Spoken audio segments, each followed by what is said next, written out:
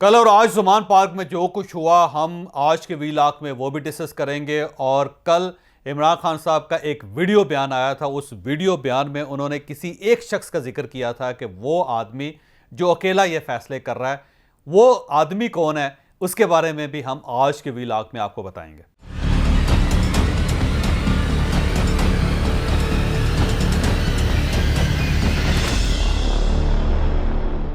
सबसे पहले ज़ुमान पार्क की तरफ चलते हैं कि ज़ुमान पार्क में कल सारा दिन क्या होता रहा। सारा दिन मैं टेलीविज़न स्क्रीन पर देखता रहा कि पुलिस वहाँ पे पहुँची, उसके बाद पुलिस के साथ क्या हुआ, फिर पुलिस ने लोगों के साथ क्या किया, फिर वहाँ पे आंसू गैस चलती रही, फिर वहाँ पे पथराव होता रहा, फिर वहाँ पे गुलेलों के ज़रिए पुलिस को टारगेट किया जाता रहा, फिर वहाँ पे डंडे बरसाए जाते रहे दोनों साइडों से, पीटीआई के पॉलिटिकल वर्कर्स की तरफ से भी और ज़ाहिर है पुलिस की तरफ से भी। फिर वहाँ पे वाटर कैनन आ गई, पानी की तोप जलाएगी वहाँ पे, जिससे ज़ाहिर है बहुत सारे लोगों के कपड़े गीले हो, ज़ाहिर है उसका और तो कोई नुकसान नहीं होता, वो हो गया। फिर उस पानी के अंदर जो केमिकल था उसको आग लगाएगी। फिर जो पीटीआई के अपने कैंप से जब उनको आग लगी तो वो आग पुलिस के ऊपर फेंकी गई। फिर पुलिस के जो सिपाही थे, जो उनके जवान थे, वो ज़ख्मी हुए। फिर वहाँ पे सीनियर ऑफिसर जो थे वो ज़ख्मी हुए और उसके बाद ज़ाहिर है वर्कर्स भी इस साइड से ज़ख्मी हुए। फिर इमरान खान साहब के घर के अंदर शल भी गिरे, वहाँ पे भी धुआं, वहाँ पे भी आंसू गैस। वो सारा जो किस्सा, सारा वाकया, सारी जो बैटल फील्ड थी, वो कल पूरे पाकिस्तान ने देखी, बल्कि रात देर तक सब लोग उसे देखते रहे, उसका मुतालिया करते रहे, उसका मुआयना करते रहे। अब सवाल ये है कि ये सारा खेल हो क्यों रहा है, ये भी एक सवाल है ना। आप सोचते होंगे कि हो सकता है इमरान खान साहब सही हों, इमरान खान साहब कह रहे हैं तो गलत कैसे हो सकता है। ये भी एक ओपिनियन डेफिनेटली आपका डेवलप होता होगा। लेकिन एक दूसरी साइड भी है जो ज़ाहिर रियासत की साइड है, उसके बारे में भी ज़ाहिर बात होनी चाहिए कि हो सकता है रियासत भी मजबूर हो। अभी सारे इशू को अगर हम लेके चलें डिटेल के साथ, तो मामला सिर्फ ये है कि इमरान खान साहब के 3 बड़े केसेस हैं। एक केस जो है वो तोशा खाने से रिलेटेड है। इमरान खान साहब पे इल्ज़ाम है कि इमरान खान साहब ने सऊदी अरेबिया से कुछ तहाइफ हासिल किए, तहाइफ हासिल करने के बाद उन तहाइफ का 20% पे किया, लेकिन ये पे बाद में किया गया था।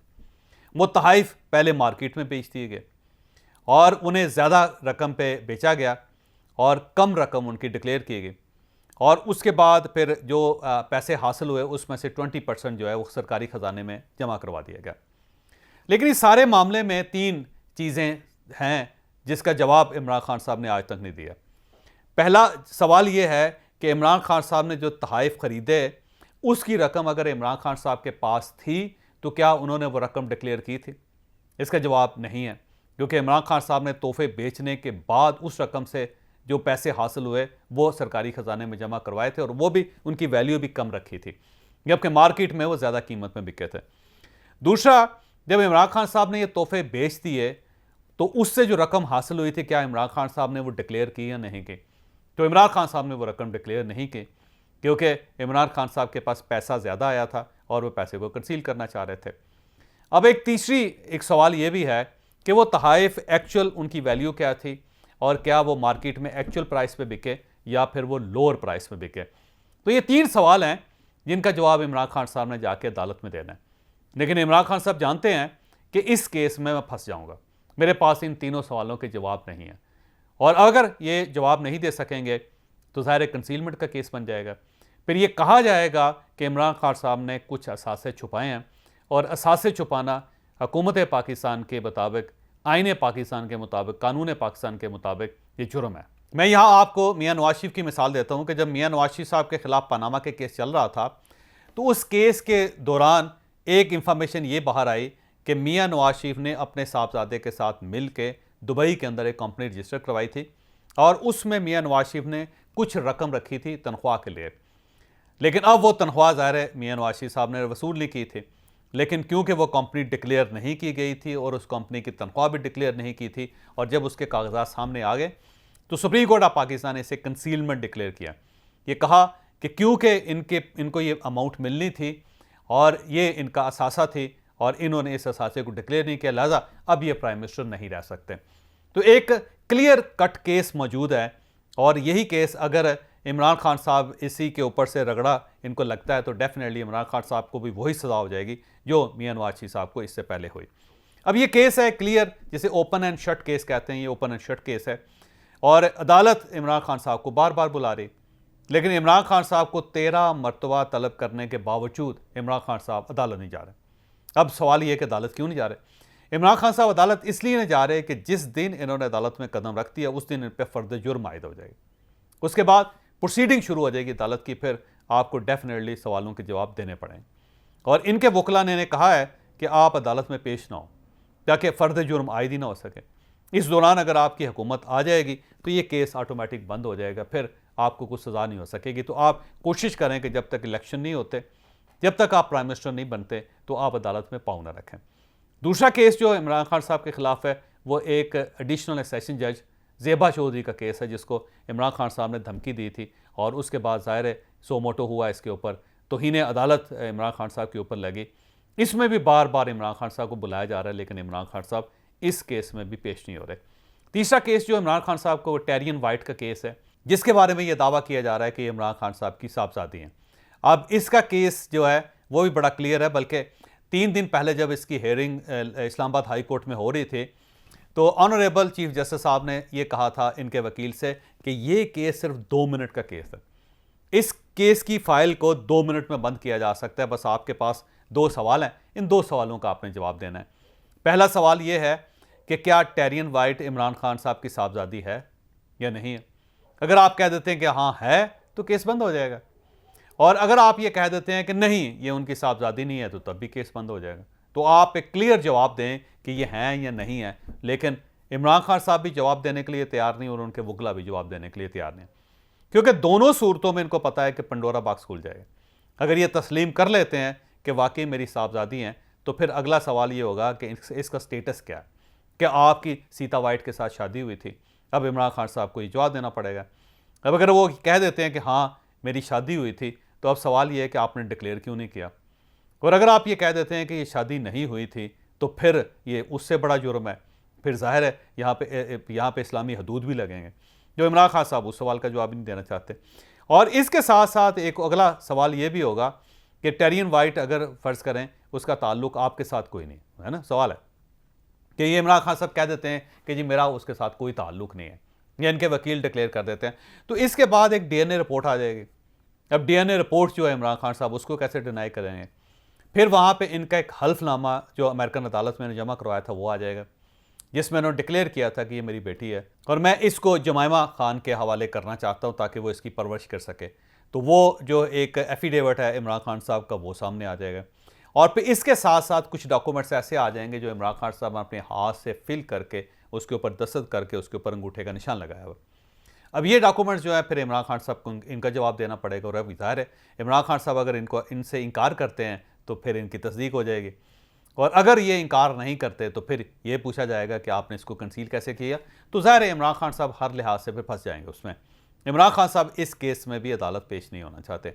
और तीसरा जो केस इमरान खान साहब के ऊपर है, जिसके बारे में कहते हैं कि ओपन एंड शट केस है, वो ममनुआ फंडिंग का केस है। वो ज़ाहिर है इलेक्शन कमीशन ने उसके ऊपर सज़ा दे दी है इमरान खान साहब को। अब उस पर क्रिमिनल प्रोसीडिंग्स शुरू होनी है अदालत में, तो ज़ाहिर है इमरान खान साहब उसमें भी पेश नहीं होना चाहते, क्योंकि अगर वहाँ से भी इमरान खान साहब को सज़ा हो गई तो फिर इमरान खान साहब का पॉलिटिकल कैरियर ख़त्म हो जाएगा। अब इमरान खान साहब इन तीनों या चारों केसेस में अदालत में पेश नहीं होना चाहते। बाकी सारे केसेस जो हैं वो सियासी हैं, वो बड़े छोटे छोटे केसेस हैं, वो अगर इमरान खान साहब वहाँ जाएँ या ना जाएँ उनका इतना खास नुकसान नहीं होगा, लेकिन ये 4 बुनियादी केसेस हैं। अब इस सारी सूरत को देखा जाए तो इमरान खान साहब को कौन बुला रहा है? इमरान खान साहब को अदालत बुला रहे हैं, क्योंकि ये केसेस बन गए हैं और इन केसेस में उनके वकला पेश हो रहे हैं। तो हर बार वकला अदालत को यकीन दिलवाते हैं कि आप एक तारीख दे दें, इमरान खान साहब अगली तारीख पे अदालत पेश हो जाएं, लेकिन इमरान खान साहब उस तारीख पे भी पेश नहीं होते। तोशाखाने के केस में जो आखिरी हेयरिंग हुई थी उसमें इमरान खान साहब पेश नहीं हुए थे, तो इनका नाकाबिले ज़मानत वारंट जारी हो गए थे। उसके बाद इनके वकला इस्लामाबाद हाई कोर्ट चले गए थे, और इस्लामाबाद हाई कोर्ट ने थोड़ी सी रियायत करके इमरान खान साहब को ये कहा था कि 13 मार्च को आपने हर सूरत से इस अदालत में पेश होना है। और उस वक्त इमरान खान साहब के वकील ने यह एग्री किया था कि हम 13 मार्च को वहाँ पर पहुँचेंगे। और यहाँ पे मैं आपको ये बता दूँ कि जब ये नाकाबिले ज़मानत वारंट ज़मान पार्क पहुँचे थे तो वहाँ पे शिबली फराज साहब ने भी लिख के दिया था कि अगली हेयरिंग पे इमरान खान साहब अदालत पेश होंगे, लेकिन इमरान खान साहब 13 मार्च को भी अदालत में पेश नहीं हुए। और उसका नतीजा यह निकला कि एक हतमी किस्म के नाकाबिले ज़मानत वारंट जारी हो गए। और जब ये नाकाबिले ज़मानत वारंट जारी हो जाते हैं तो फिर पुलिस के ऊपर ये बाइंडिंग होती है कि पुलिस हर सूरत मुलज़म को गिरफ्तार करके अदालत के सामने पेश करे। ये एक प्रोसीजर है जिसको ज़ाहिर है पाकिस्तान के अंदर वायलेट नहीं किया जा सकता। अब सवाल फिर वही है कि अदालत में तो ज़ाहिर है आपने पेश होना है, अदालत को आप खुद जानबूझ के अवॉइड कर रहा, और पुलिस का काम यह है कि अगर कोई वारंट जारी हो जाए तो उसको बाकायदा इंप्लीमेंट करवाए। पुलिस अपना काम कर रही है। और आप कौन है? आप एक ऐसे इंसान हैं जो ये चाहते हैं कि ये रियासत मदीना बन जाए जिसमें बड़ा आदमी छोटा आदमी दोनों बराबर हों, जिसमें काजी एक आंख से बड़े आदमी और छोटे आदमी को देखे, लेकिन आप अपने आप को उससे साइड पर रख लेते हैं। आप ये कहते हैं कि ये कानून मेरे ऊपर इंप्लीमेंट नहीं होगा, मेरे अलावा पाकिस्तान के हर शहरी पे होगा। अब पुलिस ने ज़ाहिर है नाकाबिले ज़मानत वारंट को इंप्लीमेंट करवाने की कोशिश की तो उसके बाद जो कुछ हुआ आपके सामने। इमरान खान साहब अपने घर में बैठे हुए हैं और उनके सामने एक ह्यूमन शील्ड है जिसमें ख़वातीन भी हैं, जिसमें छोटे छोटे बच्चे भी हैं, जिसके अंदर उनके वर्कर्स भी हैं, जिसमें उनकी पार्टी के लोग भी हैं। तो इमरान खान साहब अपने घर में बैठ के ये ऐलान कर रहे हैं कि मुझे गिरफ्तार नहीं होना चाहिए। अब अगला सवाल ये है कि इमरान खान साहब गिरफ्तारी से बचना क्यों चाहते हैं। ये हम डेफिनेटली रात के वक्त आपको बताएंगे कि इमरान खान साहब क्यों बचना चाहते हैं, क्यों उनका ख्याल ये है कि अगर वो जेल चले गए तो क्या हो जाएगा। तो यहाँ पे अब सवाल फिर वही पैदा होता है कि अगर तो पाकिस्तान में कानून है और अगर हम इस मुल्क को रियासत कहते हैं तो फिर इस रियासत की एक रिट होनी चाहिए। अगर इस रियासत की कोई रिट नहीं है और वो एक जमहूरी लीडर को भी अगर वो गिरफ्तार नहीं कर पाती या जमहूरी लीडर से भी कानून की पाबंदी नहीं करवा पाती तो फिर इस रियासत को रियासत नहीं कहना चाहिए।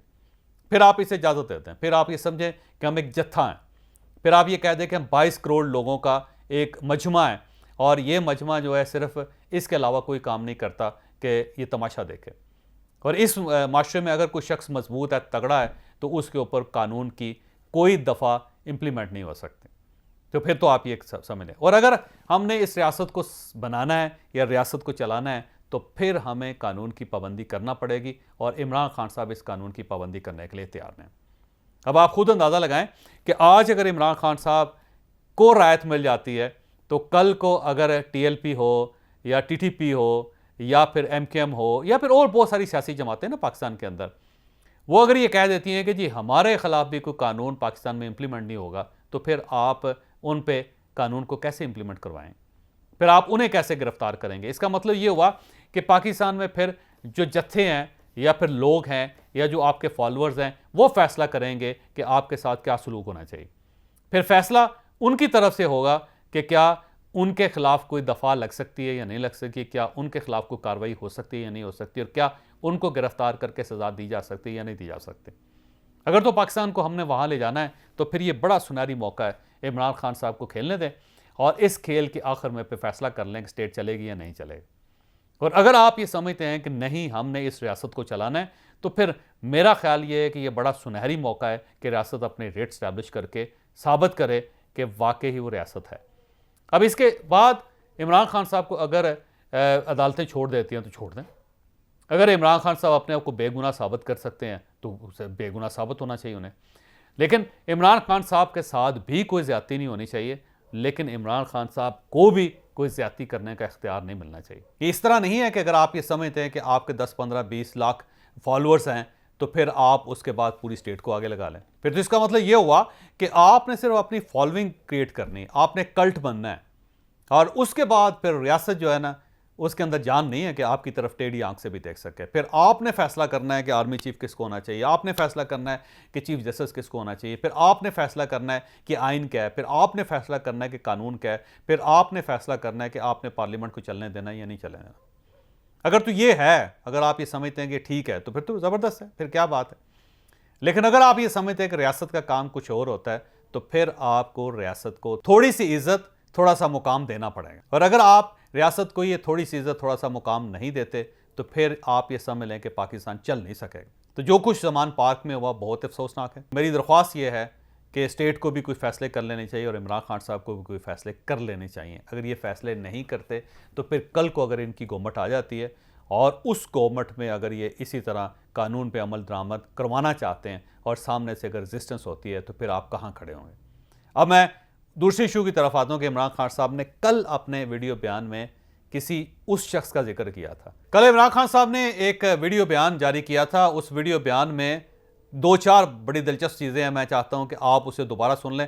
जब आप सुनेंगे तो फिर इस पर तबसरा करना आसान हो जाएगा। पुलिस मुझे जेल में पकड़ने के लिए आ गई है बाहर। उनका यह ख्याल है कि जब इमरान खान जेल में चला जाएगा तो कौम सो जाएगी। आपने इनको गलत साबित करना है। आपने ये साबित करना है कि ये जिंदा कौम है। ये मोहम्मद मुस्तफ़ा नबी सल्लल्लाहु अलैहि वसल्लम की उम्मत है। ये ला इलाहा इल्लल्लाह के नारे के ऊपर बनने वाली कौम है। आपने अपने हकूक के लिए, हकीकी आजादी के लिए जद्दोजहद करनी और निकलना बाहर। मैं तो अपनी सारी जिंदगी जंग लड़ी और लड़ता रहूंगा, लेकिन अगर मुझे कुछ होता है या जेल में जाता हूं, ये मार देते हैं, तो आपने ये साबित करना है कि इमरान खान के बगैर भी ये कौम जद्दोजहद करेगी। और ये बदतरीन गुलामी इन चोरों की, और ये जो एक आदमी फैसले कर रहा है इस मुल्क के, ये कभी आप कबूल नहीं करेंगे। तो आपने सुना कि ये जो एक आदमी फैसले कर रहा है पूरे मुल्क के, आपने उसे कबूल नहीं करना। अब सवाल यह है कि वो एक आदमी कौन है। मेरा ख्याल ये है कि ये जनरल आसम मनीर साहब का जिक्र कर रहे हैं, आर्मी चीफ का, क्योंकि इसके अलावा तो ये किसी को अपना हदफ इस वक्त नहीं समझते। अब सवाल ये कि क्या आर्मी चीफ के बारे में आप इस किस्म की बात कर सकते हैं, क्योंकि सारे मामले में आर्मी चीफ कहाँ पे आ गए। क्योंकि अब देखिए, तोशाखाने का केस ज़ाहिर आर्मी चीफ ने तो नहीं बनाया था आपके, और उससे पहले ज़ाहिर तहाइफ आपको आर्मी चीफ ने तो दिलवाए थे। फिर उन तहाइफ को मार्केट में आर्मी चीफ ने तो नहीं बेचा था। फिर उससे जो आपको रकम हासिल हुई, वो आर्मी चीफ ने आपसे नहीं कहा था कि आप उसे कंसील करें, छुपा लें। फिर उसके बाद जब तोशाखाने का केस बना तो फिर आर्मी चीफ ने तो नहीं आपसे कहा था कि भाई साहब इसमें आप अदालत में पेश ना हो। और फिर अब भी अगर अदलिया बार बार आपको बुला रही है, तो क्या आर्मी चीफ ने कहा था कि आप उस अदालत में पेश ना हो?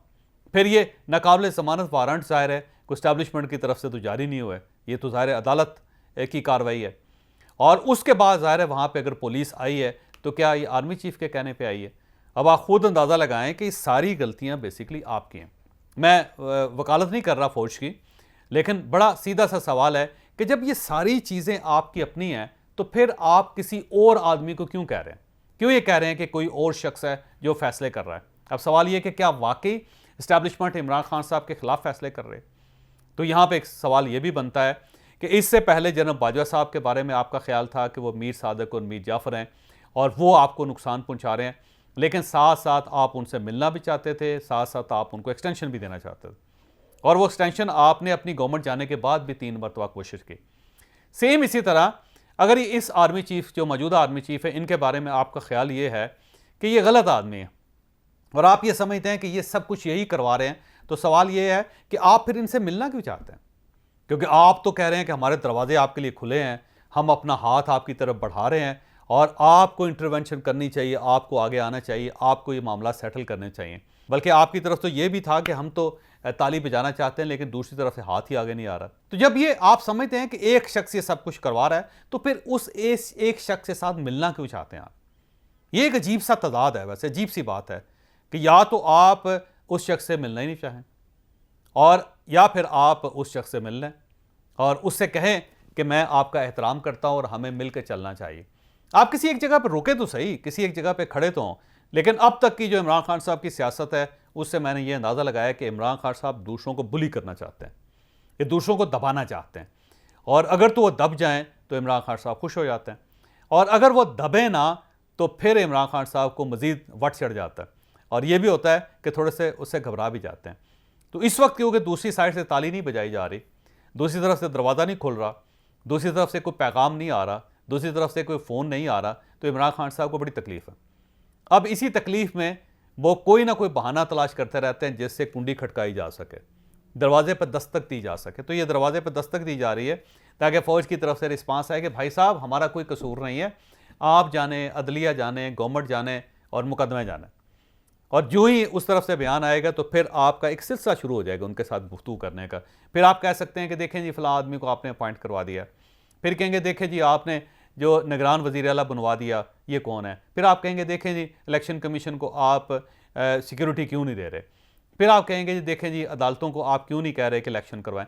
फिर आपका एक कम्युनिकेशन जो राब्ता है वो शुरू हो जाएगा।